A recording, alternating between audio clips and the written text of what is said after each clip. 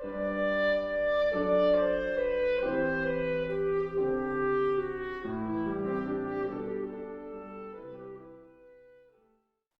I thought tonight we could talk about no need to fight with the mind. Anybody try to do that?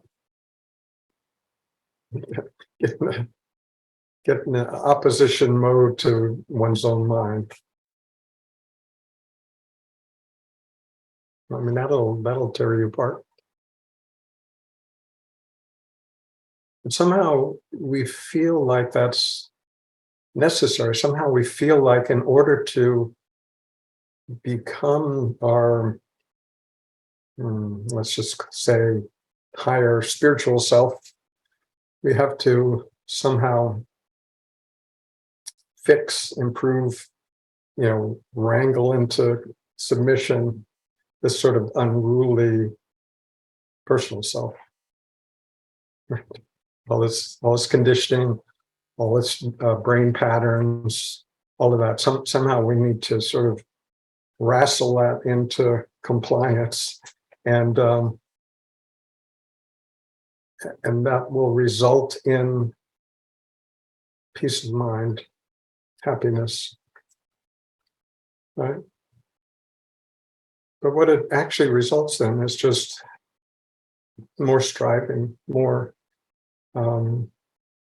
efforting, more opposing, this sense of what we are and what we think we should be.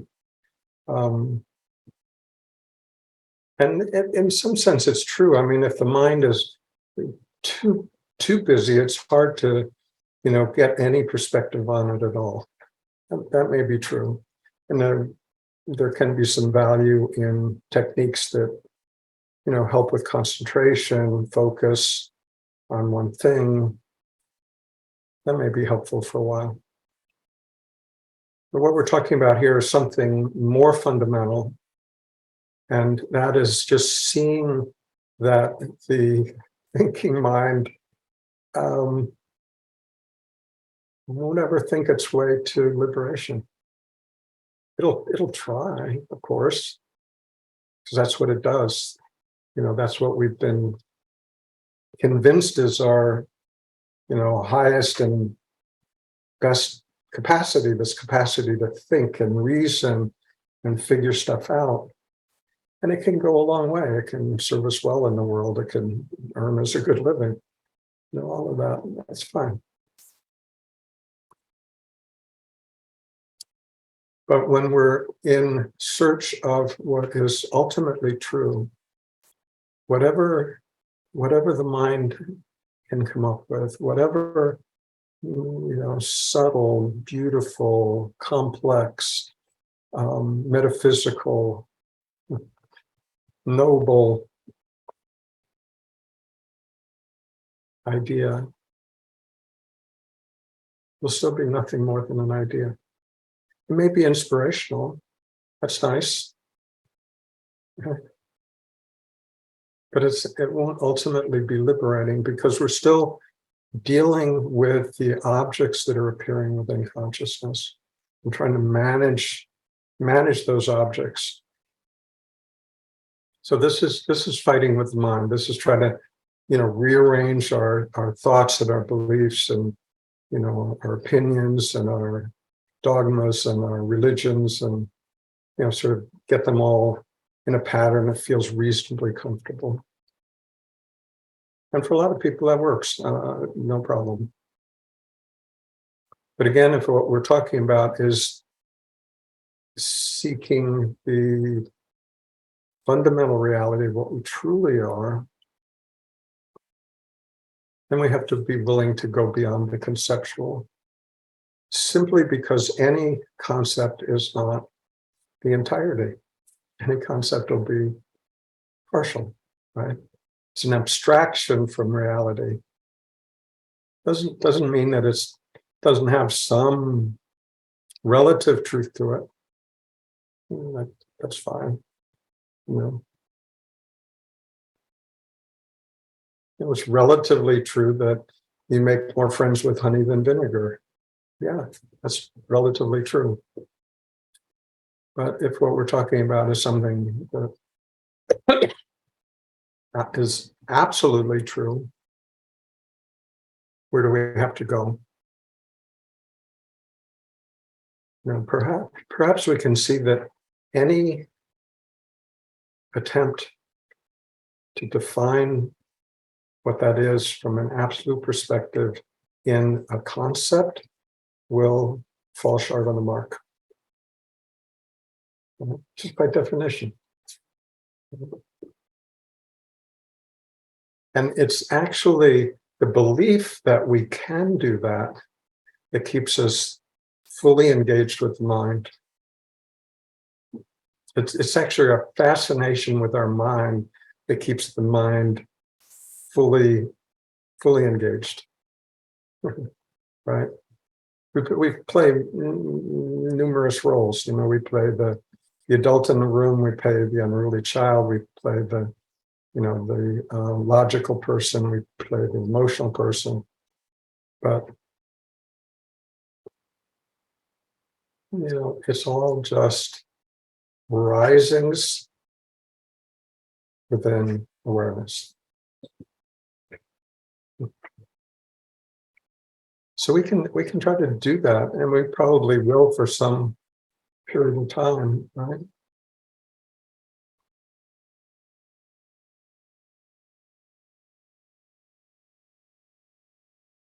Try to get all our ducks in a row, get all our concepts so they all work smoothly together. Or work on our patterning. Oh, that's fine.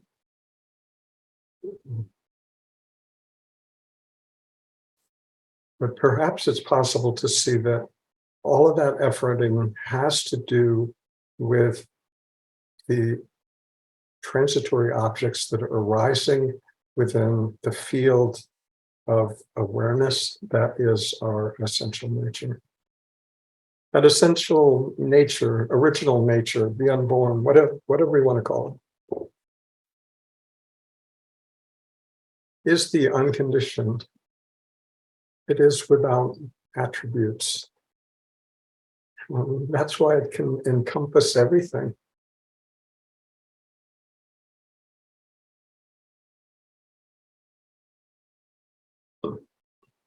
So this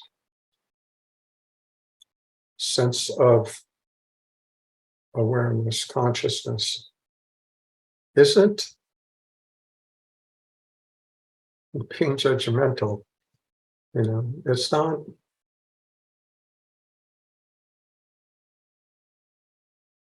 It's not blaming. It's not shaming. It's not holding grudges. It's not holding unforgivenesses. All of that's happening in the mental framework.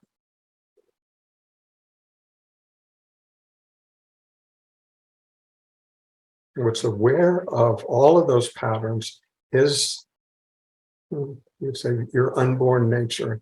Unborn just means never having been born into the world of form. The awareness is just not of the world of form. It doesn't have a size or shape or color or duration or sense of feeling about it.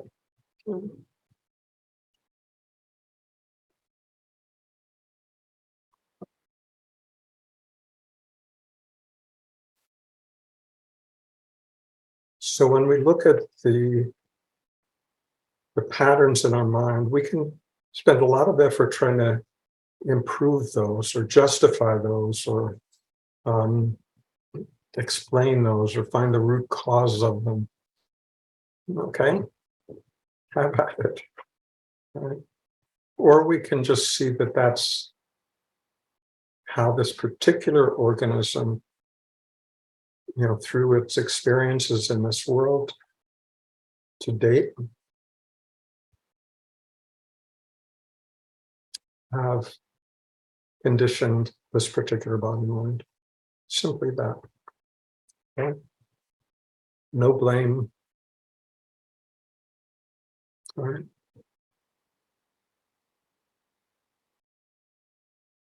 just happened.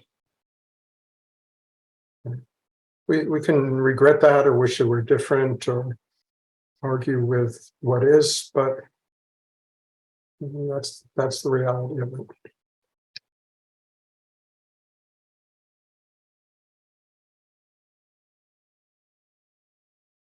So when we can actually relax about that and seeing, yes, all that might be true, but it's just doesn't define what I am.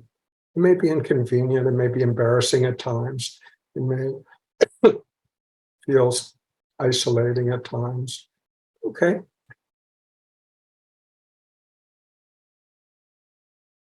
There's something more fundamental that's always present that notices these feelings of discomfort or inadequacy or sort of inauthenticity, etc. So these feelings are actually good. I mean, I know they don't feel good, but they're actually good because they are calling our attention to something that doesn't quite suit us. And those sensations in the body, when we see that, they're a result of everything that's gone before.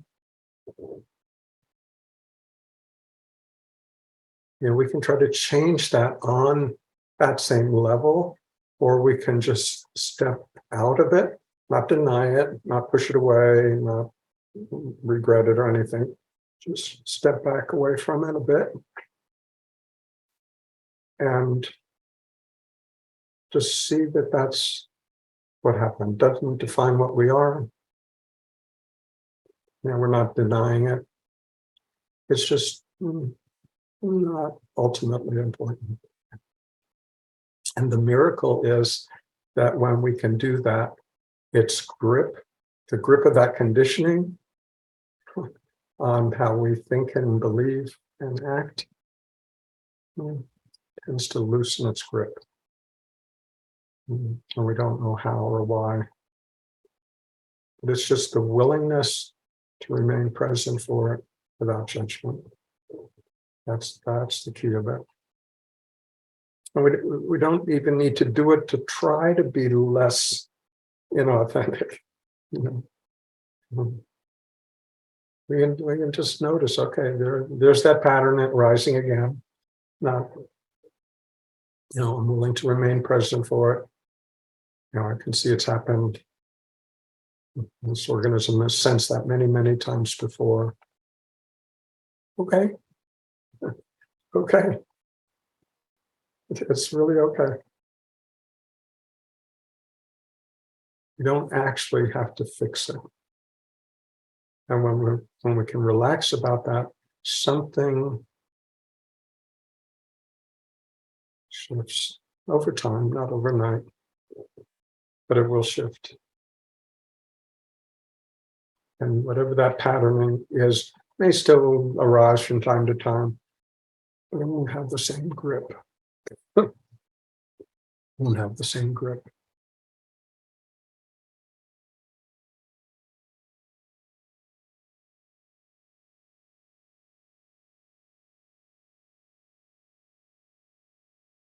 So we don't actually have to fight with the mind. We don't have to try to wrestle it into compliance, because every attempt to do that strengthens its resistance.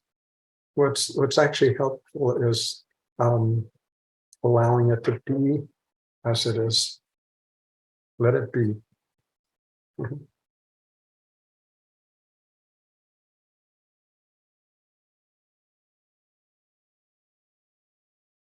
That's really the benefit of that teaching. Allow everything to be as it is.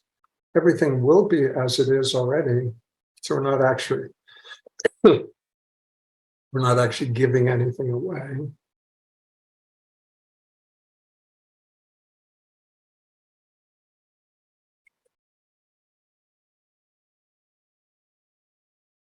Or just, come into recognition, come into alignment with how things actually are.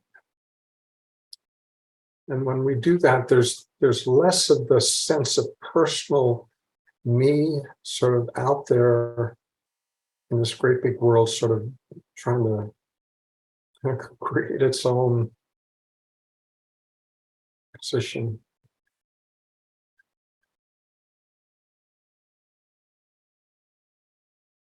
It's a willingness to let ourselves drop into the recognition of what's actually true, which is that we're not in any way separate from existence.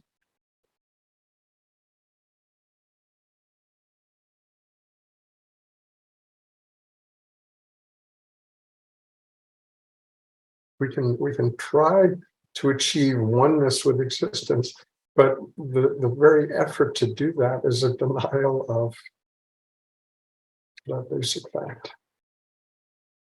We can just see that every attempt otherwise is misguided.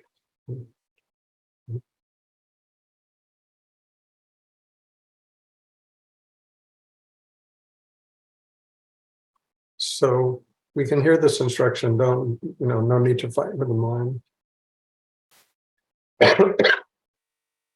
And a lot of times what people will do with that is say, yeah, okay, but I really do need to fight with the mind. Mhm. Mhm.